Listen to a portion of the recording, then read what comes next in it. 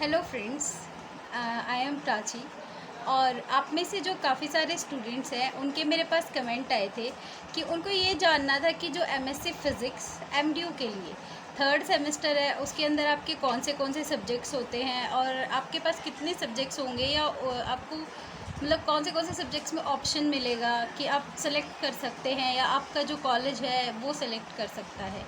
तो आपके पास जो होते हैं वो 5 सब्जेक्ट्स होते हैं और 2 आपके प्रैक्टिकल्स होते हैं। जैसे प्रैक्टिकल तो आपके वही सेम रहते हैं, एक जनरल के लिए और एक इलेक्ट्रॉनिक्स के लिए।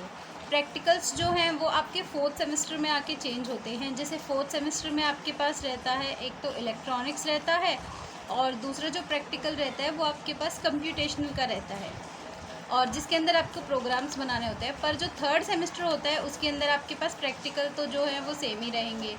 और जो रहे आप बात आपकी सब्जेक्ट्स की, तो आपके पास 5 सब्जेक्ट्स होते हैं। एक सब्जेक्ट आपका डिज़ास्टर का होता है, जो आपने सेकंड सेमेस्टर में भी पढ़ा होगा। सेकंड सेम में आपके पास 100 मार्क्स का तो आपका डिज़ास्टर था और 50 मार्क्स का जो था आपका ज्योग्राफी था। पर थर्ड सेमेस्टर में ज्योग्राफी नहीं होता है, आपके पास सिर्फ डिज़ास्टर रहता है। उसमें 80 मार्क्स का आपका पेपर आता है और 20 मार्क्स आपके सेशनल होते हैं, जो कि आपके कॉलेज पे डिपेंड करता है कि वो टेस्ट से लगाते हैं या वो सेमिनार लेते हैं या उनके असाइनमेंट्स होते हैं, वो उनके ऊपर डिपेंड होता है। बाकी आपके जो 4 मेन सब्जेक्ट्स होते हैं, अगर उनकी बात करें तो एक सब्जेक्ट होता है आपका न्यूक्लियर का, जिसमें वही सेम पैटर्न रहता है कि 80 मार्क्स का आपका सब्जेक्ट होता है और 20 मार्क्स सेशनल होते हैं। और सेकंड सब्जेक्ट आपको होता है इलेक्ट्रोडायनेमिक्स एंड वेव प्रोपगेशन। उसके अंदर भी सेम पैटर्न रहता है आपका 80 और 20 वाला।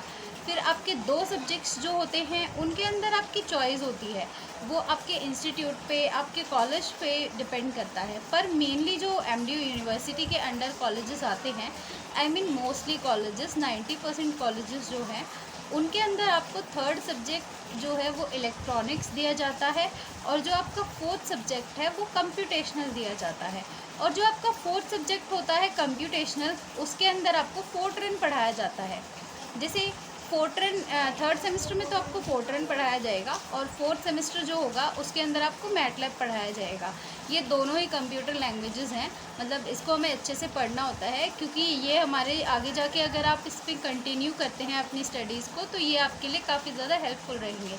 तो आपके सब्जेक्ट्स की जो लिस्ट है वो ऐसे है: nuclear, electrodynamics and wave propagation, electronic first, computational first, and आपका डिज़ास्टर मैनेजमेंट, और जो आपके प्रैक्टिकल्स हैं इलेक्ट्रॉनिक्स का प्रैक्टिकल और जनरल प्रैक्टिकल। तो यही आपके जो है वो रहते हैं सब्जेक्ट्स। So thank you.